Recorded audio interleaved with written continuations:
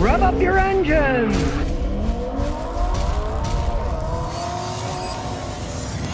Well, here's a warning about plugging one of these little dongles into your OBD port and leaving it in while you drive. The OBD port in your car stands for Onboard Diagnostics. It's for diagnosing the car. It's not for plugging it in and driving your car all the time. They were not designed for that. They can cause damage. Here's an email from one of your viewers that explains what happened to him. Alex Turner says, Scotty, I plugged my snapshot into my car and it died 100 yards away. I unplugged it and the vehicle wouldn't start back up. I had to push it in the driveway. Progressive, which gave me the snapshot, said that they were not able to substantiate that your vehicle was damaged by the snapshot device. I took a picture of the mileage. I plugged in snapshot. I have a video of the lights flickering. I have a video of the key fob not being recognized by the sensor. Progressive won't even pay for someone to come look at the vehicle. This is why I warn you. Do not plug these dongles in and drive around. The snapshot is a deal with Progressive. You plug it in, and then it sees how you're driving, and if you're a conservative driver, get a lower rate. They'll see you're not speeding. They'll see how many miles you maybe don't drive that many miles. So you drive only like 2,000-3,000 miles a year. They'll give you better insurance rates, right? But you got to leave it plugged into your car. Those things were not designed for that. Now, the guys told them at Progressive, well, they couldn't substantiate that that was the problem. They didn't come out and look at it at all. So, they have no idea what's going on. The problem is twofold. One, the data link connector, the DLC connector that you put it in, it is not made to be used all the time. It's just for a diagnosis. I plug them in when I'm diagnosing cars. I do not leave them in cars while you're driving them for months and years. They're not made for that. So please don't do that. And the other problem is some of the connectors, a lot of them are cheap crap made in China, and guess what happens? They short out the system because they're cheaply made. Now, I'm assuming that's probably the case of this. He says he plugged it in. 100 yards later, the car stops running. Well, obviously, that unit was defective, and they're not even standing behind it, and they didn't even come look at it, right? What I say for you is, hey, keep that device. Have it analyzed. You probably prove that it was the one that caused the problem. Keep it. Don't give it to them. They'll lose it, give you some baloney. Have an independent place analyze it. And they'll say, yeah, this thing's shorting out. They gave you that device. It came from Progressive, right? They're responsible. Between the crack cells, I'm looking for an off-road car. I'm looking for a reliable off-road car I could take. I'm not interested in SUV, Jeep, or truck. Do you have any good suggestions? What would be a decent choice? Yeah, I don't advise SUVs and stuff. They're not really designed for it, right? You want something that can go off-road, but you don't want a truck or a Jeep.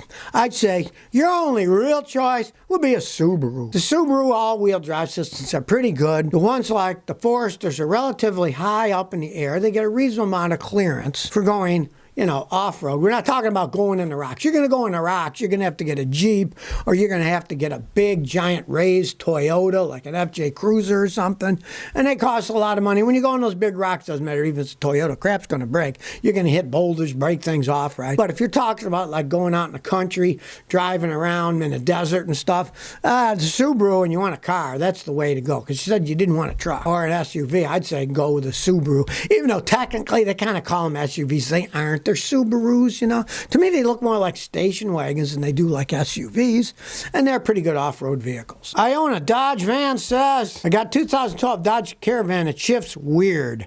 It's got 240,000 miles. It has to warm up for 45 minutes when it's below 32 degrees before it'll shift into 6th gear.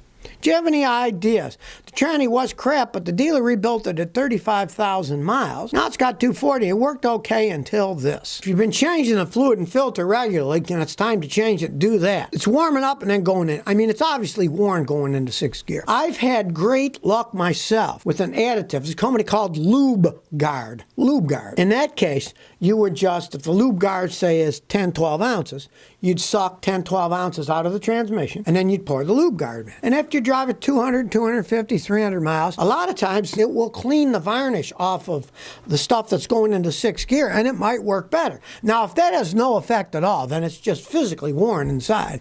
And my advice is live with it, because the 225,000 miles on a van, it's amazing that it's still going, even though, look, the first one they rebuilt at 35,000. It broke down that that fast, and now you got another couple 100,000 miles on the thing, just about. It's still going. I mean, it lasted a lot longer than the original one, right? But eventually it is going to wear out.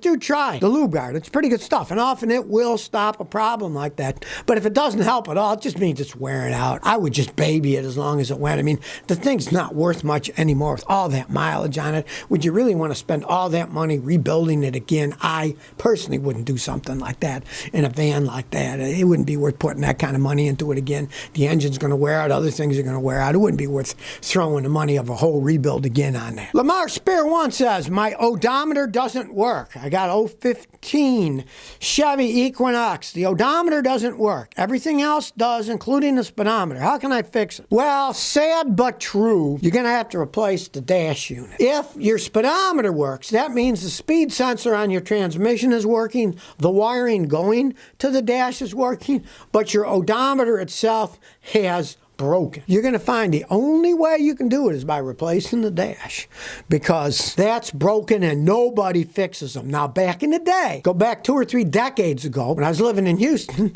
there were nice speedometer shops, and I would take the dash out, I'd give it to a speedometer shop, they would fix the odometer and bring it back. But that's because those were mechanical odometers. Now they're digital. I don't know anybody who fixes them. And if you can find a place that fixes them, great. Maybe you can find some computer nerd shop that will fix it. Great. If not, your only alternative is to buy a super expensive dash or go to a junkyard and buy a used one and put them in. Taking them out, putting them in is pretty easy. It's not that hard. They just snap out a few screws, they go in, they go out.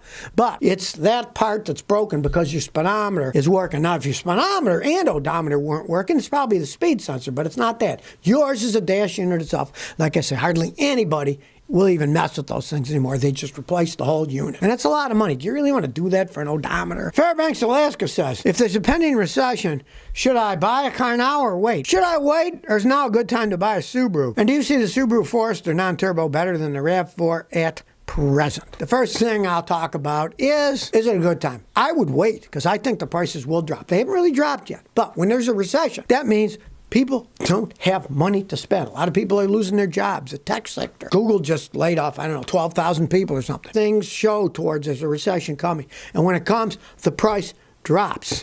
During the Great Depression, people were selling their Model T Fords for $5, $10. All people were going to give them because the market collapsed. Nobody's buying. Always wait. When it goes down, buy a car then. That is the time to buy a car.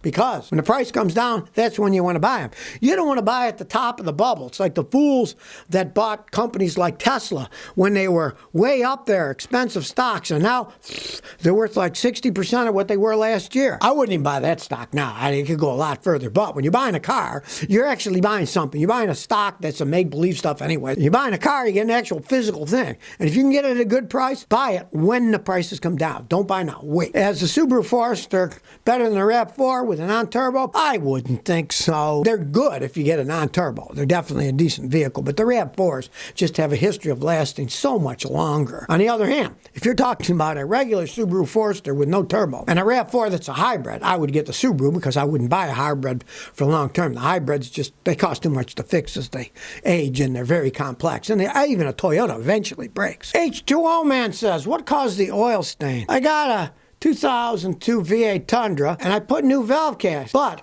the side that has the PCV valve has these kind of stains on the inside, and the other side is whistle clean. Now, it's running fine, but what caused the stains? You can see this is the one side with the PCV valve is stained, and when we look at the other side, you can see it's pretty much whistle clean. The thing is, that's totally normal. It's an old car with a lot of mileage, and the PCV valve brings in crankcase vapors, right? It's just going to make that side get a little bit more stained than the other side. Doesn't mean anything, but they'll do that because you don't have PCV valves on both sides. That's the side that most of the vapors are going to flow through because that's getting sucked out. So it gets more of the oily vapors in, and that's why it's stained. Doesn't mean anything. Now, don't worry about it.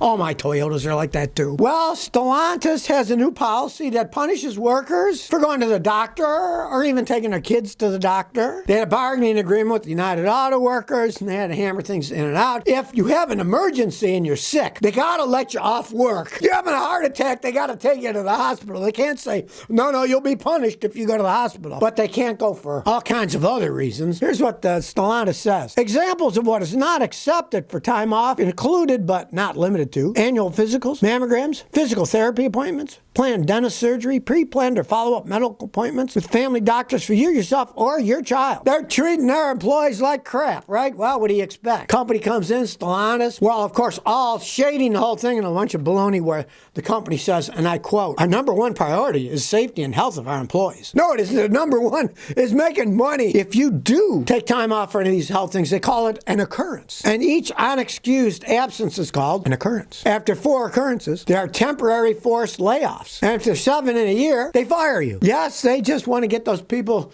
there's more where they came from, they're sick, well, we'll fire them, get somebody else. But of course they say, this doesn't come for health emergency. You know, what is an emergency? Ever hear of long-term care, that an ounce of prevention is worth a pound of cure? If people ate right and exercised, they wouldn't have as many heart attacks, right? Much better to prevent it than it is to take care of the heart attack after it occurred. Everybody has to agree with that one. But I guess Stellantis doesn't. They'll help you in an emergency, but, long-term care, well, we're not interested in that. You can be replaced.